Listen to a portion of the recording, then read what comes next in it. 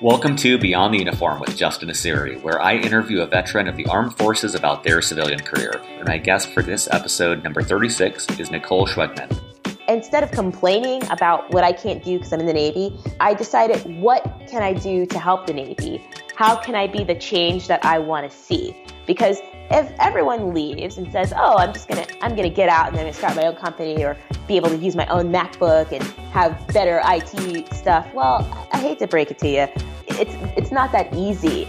You have all types of little, what I call irritants. Just like you have irritants in the Navy, there are irritants in other organizations. You're just trading one set of irritants for another. That doesn't mean you shouldn't get out, but don't expect that you won't get irritants. And I've learned to deal with those a lot better. Nicole is a classmate of mine from the Naval Academy, and since starting Beyond the Uniform, she has been a huge source of help in thinking about how to refine and grow the show.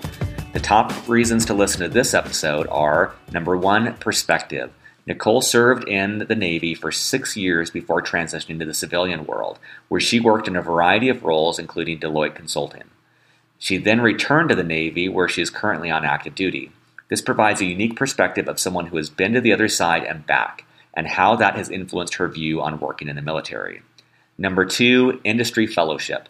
Nicole is an industry fellow with USAA, which means the military is granting her 1 year to work at a great company and bring best practices back to the military community. She talks about this program and what it's like working at a company that is consistently ranked as the best customer service in America. And let's dive in. See what I did there? I made a little submarine reference to my conversation with Nicole Schwegman.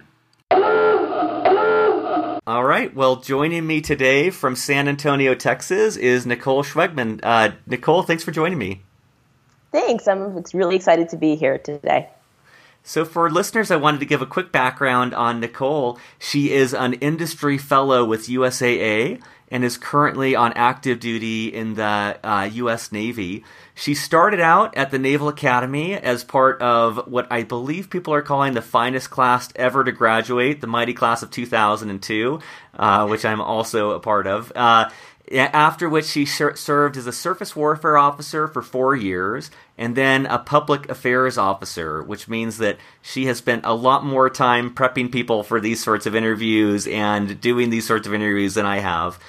She left the Navy for the first time back in 2008, and she worked at a small PR firm, and then as a contractor for Deloitte, and then as a communications partner for Gallup. She returned to active duty in 2010 after deployment to Afghanistan, moved to San Diego and deployed on 2 different surface ships, and then got a master's degree in journalism and media studies at San Diego State. Her most recent job with the Navy was chief of media for Navy National News Desk, and she's currently a military fellow at USAA. So, Nicole, to start off, anything to add or correct from that background? I just want to clarify the name of the program that I'm in is Tours with Industry. And I say that so that if anyone on active duty in the Navy is interested in that program, they'll know what to ask their detailer for. But otherwise, you nailed it. Oh, thanks. Well, let's actually start off with that. So what is this Tours program, and what is your work like with USAA? Well, so last year in 2015, the Secretary of the Navy wanted to run a test pilot where he sent 5 naval officers out. I think he sent 2 to FedEx and 3 to Amazon to work with those companies for a year. I think some of them were pilots. I think one was HR. And they wanted to see how it went. Now, I will tell you that the Air Force and the Army have been doing this for some time. So the Navy, while we haven't done it a lot, once we decided to do that, we went full force. So that test pilot went really well. This year, there's 37 of us across the country at places like Apple, LinkedIn. There's 2 of us at USAA. And our purpose is to, 1, come into industry, take a year off, learn about what corporate America is doing, find out what those best practices are, and bring those back to the Navy. But the second thing is that we also are representatives of the United States Navy. You know, Justin, not a lot of people have a direct contact to someone who's served in the military. In fact, I think it's less than 1% of folks will ever serve. So believe it or not, at USAA, it's just about 25% veteran, and that includes military spouses. So there's 75% of people who have never served or maybe have met someone in the military, and their goal is to be a provider of choice for the military community. So that was amazing to me, and that's another reason why this program is something I'm really proud to be a part of. That's great. I mean, I can imagine everyone wins with that. You're able to bring back best practices. You're able to bring back technologies people are using, approaches, and kind of more current or modern thinking on certain things. And you're also able to take the best parts of the military to these people and let them know what you're about and what the military is about, and they get to know you. So that's very worthwhile. What does it look like when it comes to your work with USAA? So what does your life look like for this year? Well, so what's really great about this program is that, especially with USAA, is they have completely embraced, they call us TWIs or tours with industry, or the Army and Air Force call it training with industry. And we act just like employees. So with the exception of a few things that we were briefed on for ethical reasons, for instance, we don't get paid by the company, we don't get bonuses.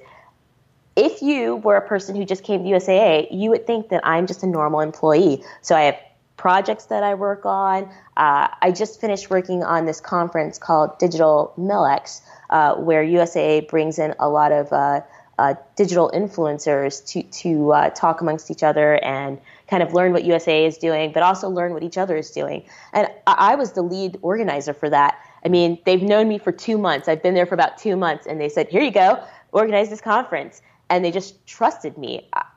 I was shocked. One, I don't know that I would have done that had the program been reversed. But secondly, they just believed in us and said, yeah, you're a part of the team. So we get to act as employees as a part of the team. We get to participate in team meetings. I've been told numerous times there's no meeting, there's no event that I'm not allowed to go to. There's no senior executive meeting that I can't sit in and be a fly on the wall. So they've just been extremely welcoming. And I've heard that throughout the other companies as well. All of us TWIs talk amongst each other to see what's happening, like what's happening at Apple, what's happening at LinkedIn, without getting into proprietary information. But many of us have been put on teams. Some of us travel across the country and across the world to work on projects with these companies. So they've completely integrated us. We're not interns. We're definitely like full-time employees. That's great. I mean, I'm not alone probably in this sentiment, but I have so much love for USAA as a company, and they have been so great to work with. I feel like it's one of the few companies where I'm an active evangelist in terms of talking about it, and I just can't imagine working in that environment because they seem to be a company where they're consistently best in class, and so to learn from that environment, it sounds like they're learning from peers as well of how to stay the best. And so that must be an incredible learning opportunity. It is. And it's also made me really appreciate what it's like to work for an organization. I mean, I do with the Navy, but outside of the Navy, we expect the military to conform to these ideals of honor, courage, commitment. But it is really interesting and quite frankly heartening to find an organization that also wants to live up to similar ideals. The amount of angst that goes on at USAA about making sure that members are well taken care of is astounding to me. I mean, I've banked there for about 16 years, but I didn't realize all of the things that they do without me knowing to try to take care of me. They start every meeting with their mission. Wow. That's crazy in a way, but crazy amazing. And I remember just asking there's two retired PAOs that work there, and I asked them, is this for real? Like, are you guys really this awesome? Is everybody here really this concerned? And they're like, yeah, this is for real, because they get it. You know, as a veteran, you know, it's great to serve, but there is sort of like a hard edge to it. And so coming to USAA, I say it's like all of the best parts of the military without any of the yelling. So it's really a wonderful place to work. It's the first time, you know, outside of the military, and I've been out of the military before. But it's the first organization outside of the military where I felt that sense of service, where I felt like I was doing something bigger than myself, which is one of the reasons why I came back to the Navy. I can't say enough about them. It makes you should feel, at least in my opinion, very safe and very secure that your money is with USAA, because most banks are trying to think of ways to like charge you funds. And, at least for me, USAA is thinking of ways to help you save money. So and that's just me as a member. And just seeing the process behind that and the integrity behind that has been really, quite frankly, motivating.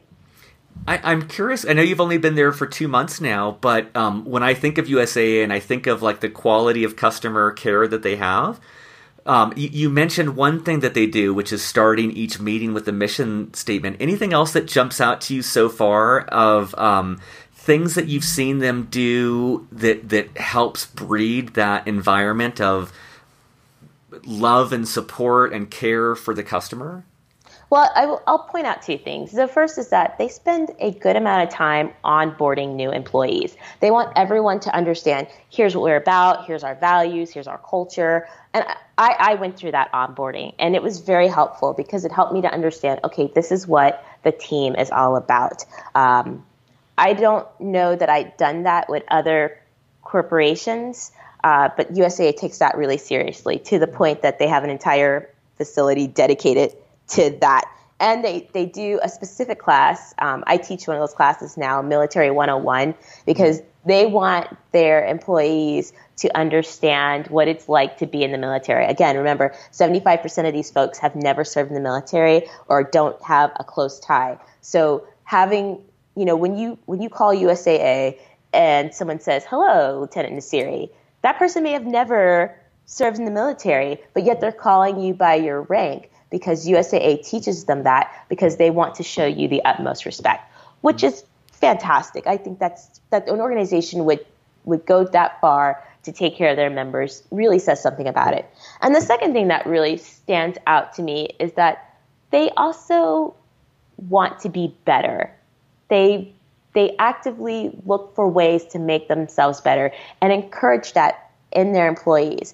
It's something that I've definitely noticed and have, mentioned to my superiors in the Navy about what USAA is doing to try to make themselves more agile, faster, better for their members. And I think when I decide to get out of the Navy, one of the things I'm going to look for when I go for an organization is an organization that, one, cares about its employees, and they do a lot for their employees. It's really awesome.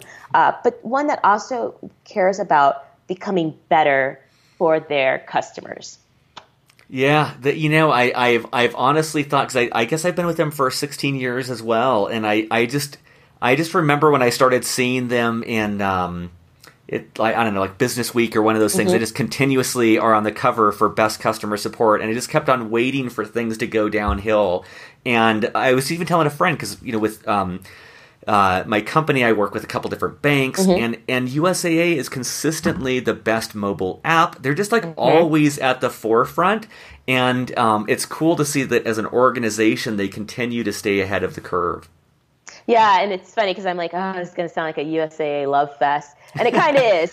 Yes, the military. Yeah. Yes, the military officers, enlisted folks, because the Army does send enlisted folks as well, who are working there this year. We're all like, oh, this is gonna be hard when we leave, because it's just such a nurturing and encouraging environment. But I definitely plan on bringing that kind of environment back to the Navy, and that's why the Navy sent me there, to learn how they do that, so that I can bring some of those elements back to our own organization.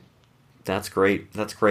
And one thing I wanted to ask you about was, so you've done this transition to civilian life before, and I'm wondering what that process was like the first time, and kind of what it's like being back in the military now. Well, so if you want to watch a poster child for how not to get out of the military, then you should look at my first transition. Because this is back in 2008.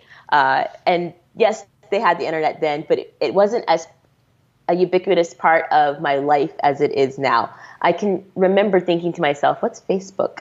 And I'm a PAO, but it wasn't as big. It didn't really pick up till maybe 2010, 2011. So all I really had was my transition, my TAPS class.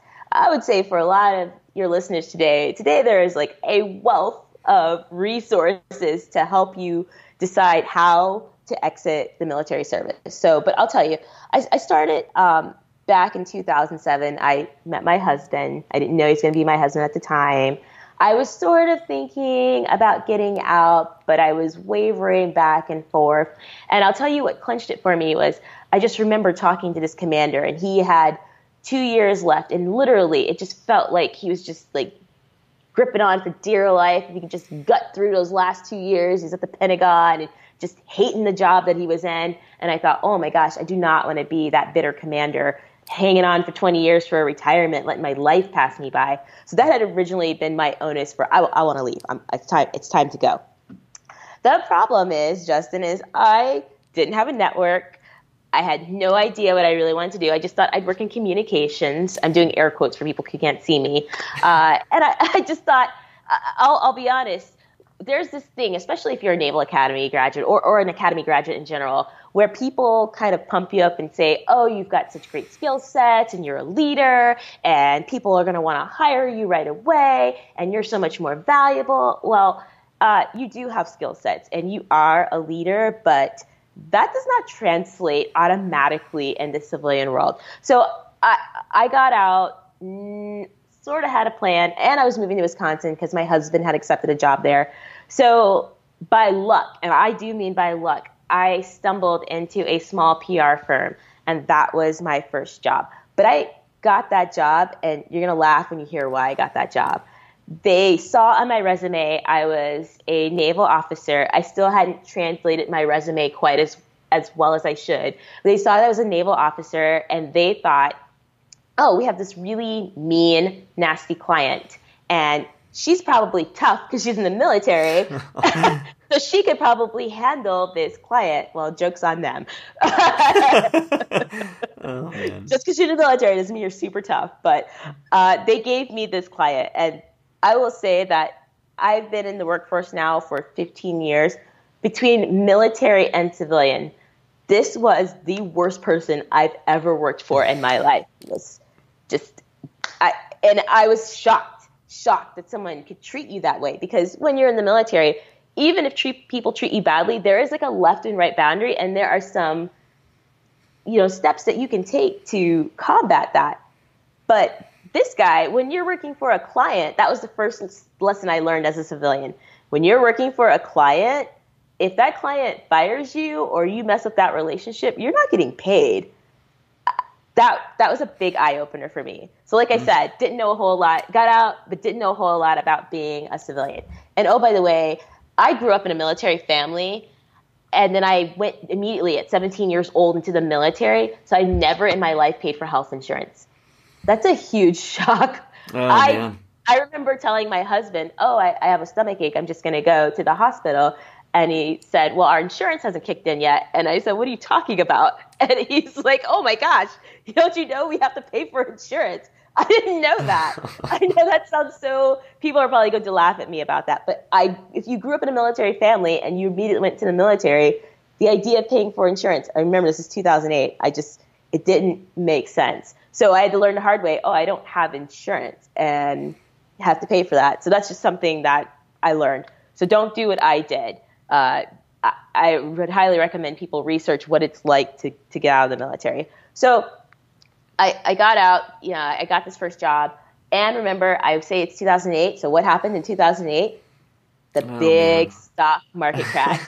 So another thing not to do is when you're planning to get out, it doesn't mean that you shouldn't get out, but I might have delayed it a bit if I had read the tea leaves. So I get out, and my husband started a new job in Wisconsin.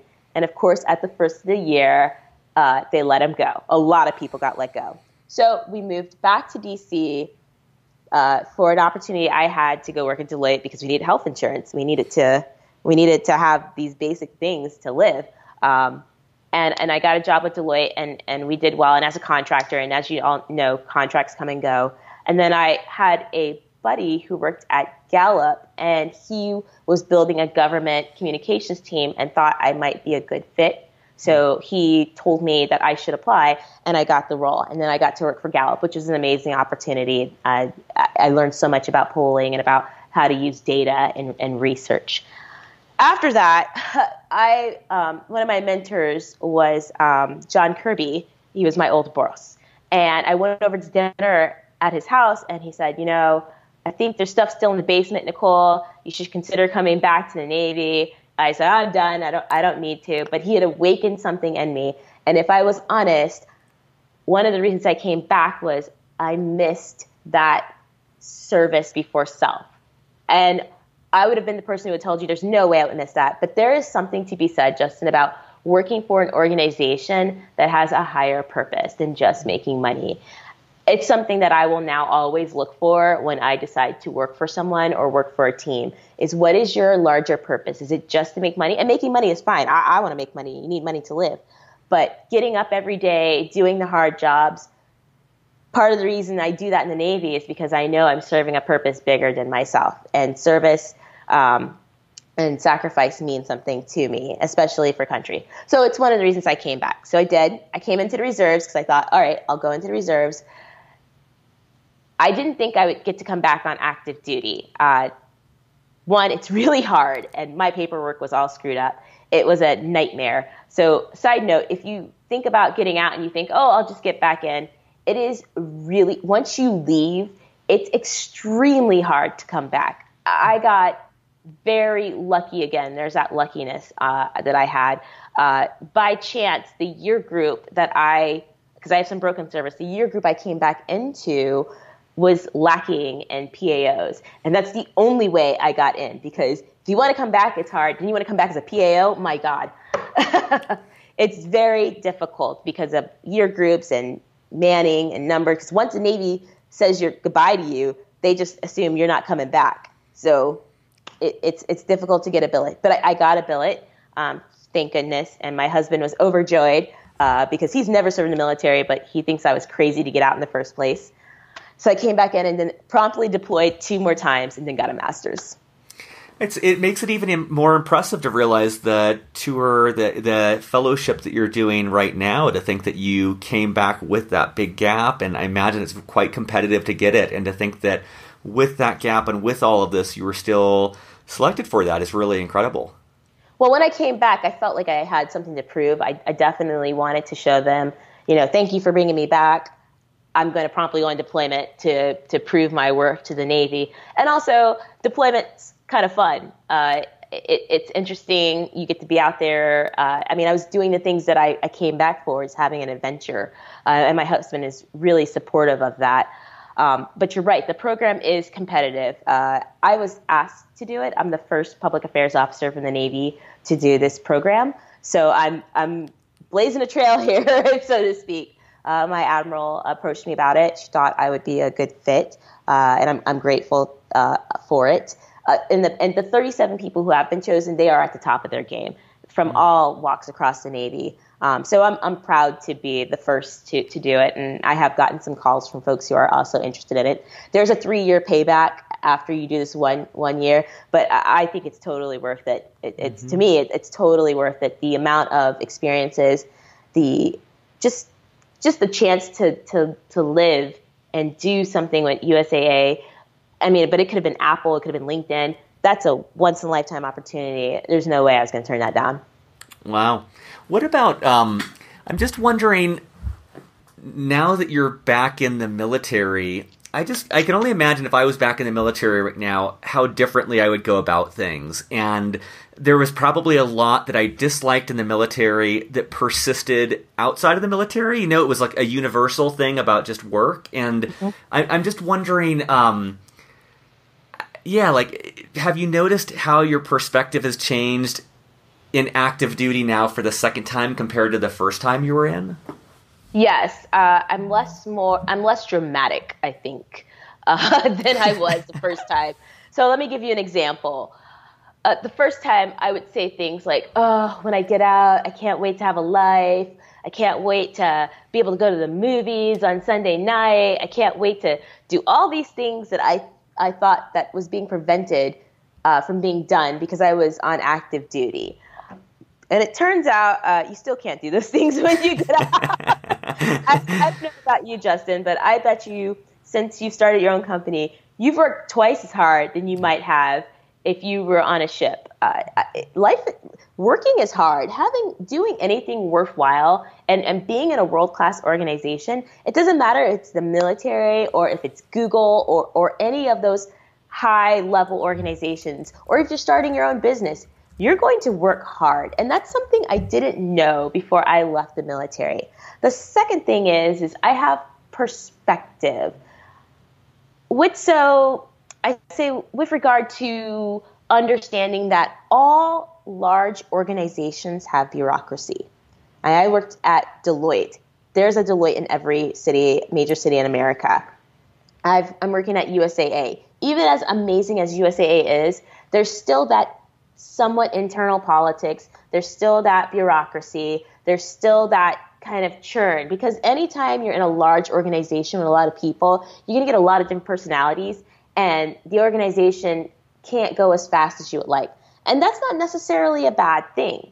I mean, when you're small, you're more agile, you're leaner, and I know organizations want to get to that. But there should be a certain comfort in knowing that, okay, one person can't just, completely wreck an entire organization's worth of work. And I think when people think about the military, and we're not a corporation, but we have a lot of similarities. Even at USAA, I remember one of my colleagues was trying to get something done, and she was like, "Oh, I've got all this paperwork I have to do." It is the same as being in the Navy. So if you're going to go work for a large corporation, it doesn't matter how innovative they are. There's always some type of internal office politics. There's always some type of bureaucracy. And now that I know that, I don't have this perspective of when I get out, the grass is going to be greener. It's not. It's just going to be different. And also, instead of complaining about what I can't do because I'm in the Navy, I decided, what can I do to help the Navy? How can I be the change that I want to see? Because if everyone leaves and says, "Oh, I'm going to get out and then I'm going to start my own company or be able to use my own MacBook and have better IT stuff," well, I hate to break it to you. You're living it's not that easy.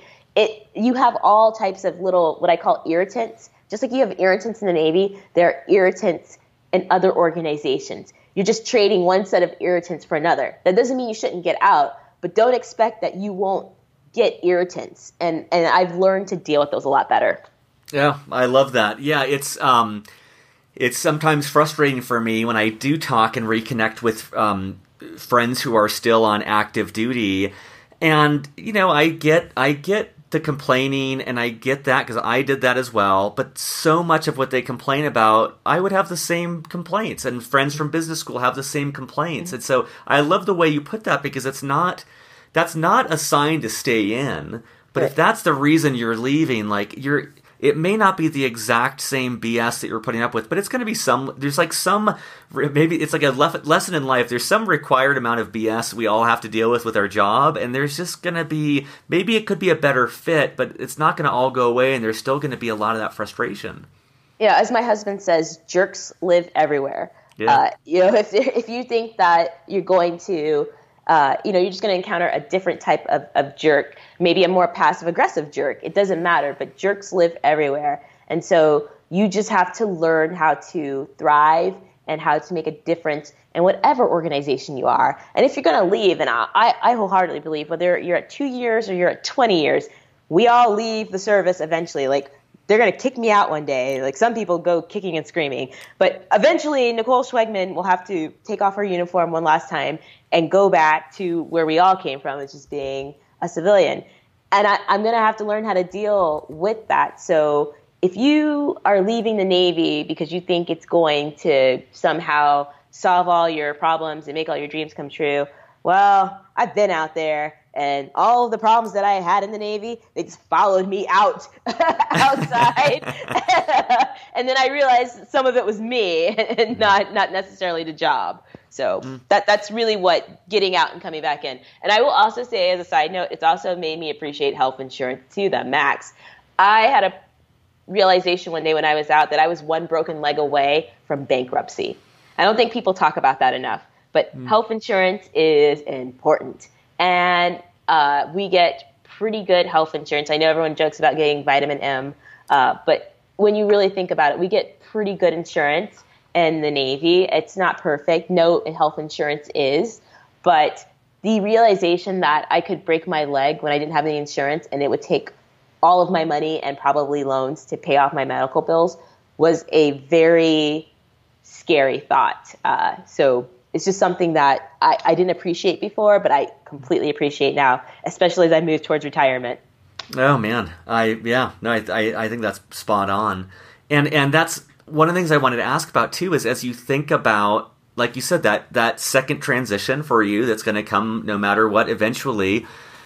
How do you think about approaching that transition differently then? Now that you've gone through it once, or maybe a different way of looking at that question is like, what would you do differently? I don't know. Either way, what you think you'll do differently now, or what you wish you had done differently the first time? Well, I've written some advice of what I would have given Nicole Schwegman 8 years ago, what she should have done, and kind of advice that I think that your folks might be able to use now. And the first thing that I have been doing and that I would implore other people to do is grow your network. It's never too late to start. Now, I know networking is a dirty word to some people. They don't want to come off as slimy, or they want something. Every veteran who has gotten out, including a 3-star admiral who works at USAA, has all said to me, Nicole, you should be networking. You should be growing your list of contacts. And it doesn't have to be very transactional. If you're in the military or you have served in the military, you have this distinct advantage that so many other people don't have. Vets help vets. It just happens. There hasn't been one vet who has called me up or emailed me that I haven't bent over backwards to try and help, because we have a connection. You have this unwritten connection already. So use that.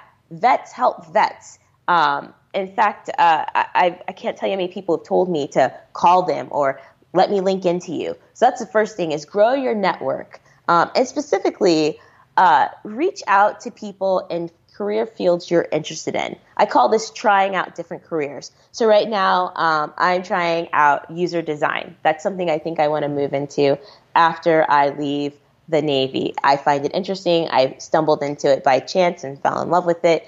And so I'm trying on that career. So what does that mean? Well, I've been doing informational interviews with UX designers to see, what do you do on a daily basis? What's your life like? And I've been doing it at USAA, and they encourage that. That's one of the things about the tourism industry, is they want you to get all around the company. So I have this wonderful opportunity each week to go and find someone and meet someone new and say, hey, what do you do for the company?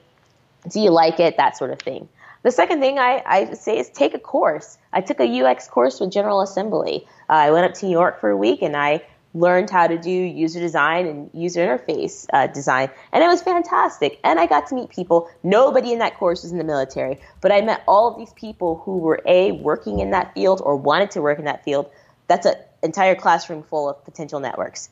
I also say is try to do something that you're thinking about doing on the side. Like I knew a friend, he wanted to be a chef. So on his weekends, he would work with a catering company, and he was their prep cook. That's what he did to see if he liked it. Turns out he didn't like it. I could have told him that, because I used to work in a restaurant. But he was trying on a career, because I think a lot of times, especially on active duty, especially when you're out on the ocean and life is pretty hard, we romanticize life and careers that we think sound cool. Like, for instance, I've romanticized, I think it would be amazing to work at Google. But what I probably don't know is people probably work 12 to 14 hours a day at Google. All you hear is all the perks. You don't hear about the meetings that go till 7 at night. We romanticize these careers. I think everybody romanticizes being the greeter at Walmart after they retire. It ain't happening. But so find out. And the other thing I would tell myself to do is get a non-military mentor. Somebody who can help you translate your experience in the military into corporate speak. Because we do have a lot of great experience, But if nobody understands what you really do, like everyone doesn't understand what's a company commander. You command, like if you say company commander to someone at USAA and they're not a prior military, they mean like you took care of a company, you were in charge of a company, like a business, like a corporation. They don't always get that. So, and you should be, I would have started doing that from the very beginning, from my first job. Every time I finished a job, I should have been translating what I did in the military into corporate and plain language speak so that people could understand what I'm doing. And I didn't have to wait until the end of my, 6 years to try and wrestle with that beast. You should be doing that all along. You should always be trying to figure out how to translate what you do into plain language. So those are some of the things I would do.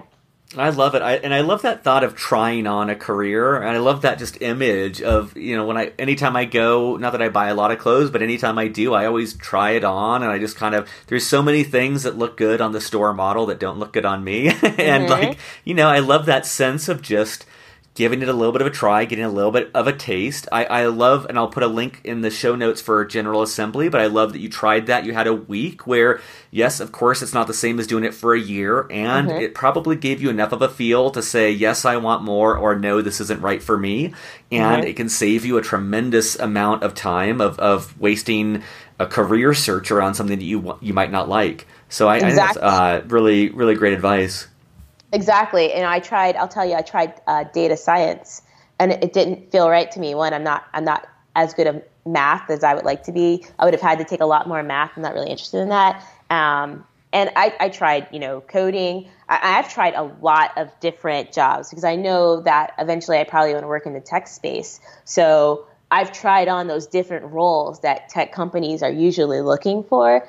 And the one that seems to fit the most, that meshes most with my current skills of public relations, public affairs, is UX, because they do a lot of similar things with regards to talking to people and making people understand complex things in a really simple and easy way. So that's what I would say to anybody is try on your career.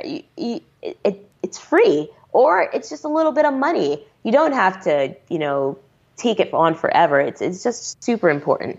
I would also recommend, one of the things that I should have did that I didn't do is I didn't have a realistic, and we talked about this earlier, a realistic idea of what life is like outside the military. Now, I know in TAP class they say, oh, well, you need to make this much money to equate to what you're making as a lieutenant or lieutenant commander. You need to have this kind of job skills.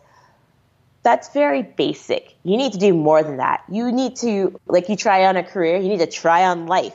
So, for example, I didn't realize, I knew it, but the pay of a lieutenant, it's pretty nice. And so when you first leave, you don't expect to make lieutenant pay when you first leave the service. I didn't.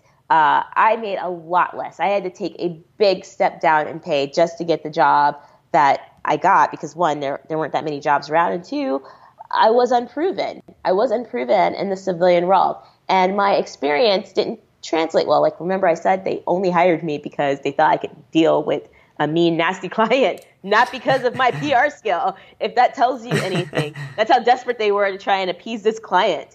So be realistic. That's okay, and it's okay to take a step back, because if you're good, just like you were great in the military, you'll be good enough and you'll climb back up and you'll catch up. But the first job you get may not be, the one that pays you the exact same thing as when you got out. And especially if you retire, that's a lot of retirees have a problem with that. It's why I think a lot of times people really start to get nervous, because you spent 20 years, you're a captain in the Navy, and people say, yes, sir, and yes, ma'am. And then you go to this civilian organization, everyone's like, hey, Jim. and it's so jarring. You've spent this lifetime of being respected, and everyone immediately understands that you're one of the important people in the room. And then you go somewhere else, and not only are you not the most important person in the room, you might not be making the most in the room. And that's so jarring to so many retirees. And I know this because many of them told me that at USAA, how jarring it was to be in charge from driving a ship, and then all of a sudden they come into USAA and like a 25-year-old, kid is their boss or their supervisor, and they have to prove themselves. And some people don't make it because they can't adjust to that. So be realistic, not only just money-wise of how much it costs, but you're going to have to take a step back. And I've prepared myself for that, and if you can prepare yourself for that and say, hey, you know what? In every industry, you have to kind of take an entry-level job or start a little bit at the bottom. You'll build yourself back up because those skills that you got from the military are going to make you faster and make you better. But be humble. Don't expect to come out and to have anyone understand what it means for you to have commanded a U.S. Navy warship. Most people aren't. They aren't going to fathom it. It sounds cool. They're going to think Star Trek or Starship Enterprise, but they won't really have a grasp for that. They won't know how much you can work. A lot of the military folks who I work with who are on active duty at USAA, we always say to the employees, oh, you don't know how hard I can work. I can work a lot. I can take on a lot more than this. And I've actually learned to stop saying that because it's almost, so can they.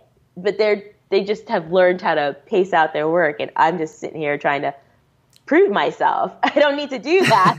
I can take a break. I don't need to work like I'm on deployment. And so just getting used to that and learning how to transition in that way and asking your friend to have done it. That's something I wish I had done. I didn't do that.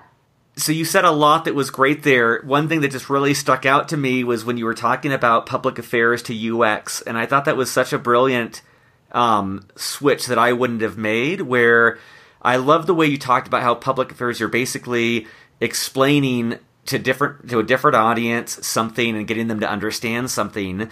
And so if I was in your shoes, I would be thinking like, okay, civilian public affairs or lots of things that are directly in line. And what you did is you took that skill set and you flipped it in a way that was really clever of like, yes, I've worked with a lot of UX people, and you said is exactly true. You were explaining to a different audience how to do something, how to know something, how to get information from something. And so I really appreciated that. That was like a very clever way to take a skill set, but not take it to a tangential level, then rather than like doing X in the Navy, therefore I'll do X in the civilian world. It's like, no, I have this skill set and I can apply that in so many different ways in a different environment. I think that was really cool. Yeah, and I bring it up because I hear a lot of the folks that you interview, they've gone to business school. They're very impressive people. I'm always like, oh, I don't know if I'm impressive enough to be on this podcast. These people clearly have their stuff together. So many business school people. And so what I would say to those people who are listening to your podcast who are like, oh my gosh, I have to go to business school. No, you don't. You don't have to go to business school. You just need to know how to apply what you know to the situation at hand. That thing you do all the time in the military that you don't know you're doing is taking a special set of skills and applying them to the situation. You would think military people would know how to easily transition because every time you go to a new set of orders, that's a transition. You have to adapt to the politics in the office. You have to adapt to your new boss. Yeah, there's some things that are the same, but I've never been to two commands that were exactly the same. And I've always been asked to do things that I have no qualifications for whatsoever. I've always been put outside my comfort zone, and I had to adapt and figure it out. It's the same thing. Okay, this is a job. What am I good at? What can I bring to the table? And how can I adapt? And I'll bring up one other thing in regards to trying on jobs and figuring out what you like. I did a startup weekend a couple of weeks ago, and I was scared to death to go because I thought, oh, these are going to be a bunch of 25-year-old bros, and I got nothing in common with them. I don't know how to code. I'm not a very good designer yet, so I don't really want to offer that skill out there because there's no way I can whip up something in less than 48 hours. What do I know how to do? All I know how to do is, air quotes, lead. So I went in there anyway because my husband was like, don't wuss out, go, you paid $15, at least go get some free food and listen to the pitches. And I ended up having one of the best times. And I learned, oh, okay, I do have something to contribute to a team, but I had to go in real humble and figure out what my role was. And a lot of my role was interviewing customers. I was good at that. That was that public affairs skill. It was finding people to try and use our app. It was organizing the work. It was going to get coffee and donuts for everybody. I had skill sets to offer to a budding startup. And so I mentioned that is that other people who are listening to this, they should absolutely go and do things like that. Try it. It's a weekend. It's one weekend. So what? If you never want to do a startup, it doesn't matter. What it's teaching you is how to interact with people who are not military and make your skills translatable to people who you most likely will be working with in the future, whether it's in 2 years or in 20 years. Learn how to work with people outside of the military, learn how to translate your skills, and then take that back and use it while you're still in the military. This can go back and forth both ways. It doesn't have to be one or the other. And it's something that I think is a value add to the Navy, me doing that startup weekend. It helped me to think outside of the box and how to, startups are essentially like divisions. You don't have a lot of money, you don't have a lot of time, and you never have enough people, but you still have to achieve the mission. Same way with startups. Never enough time, money, or people, or resources, but you still have to launch, right? So, same thing. Yeah, I love it. I love that attitude too of just kind of jumping in head first and not holding back on that. Surface.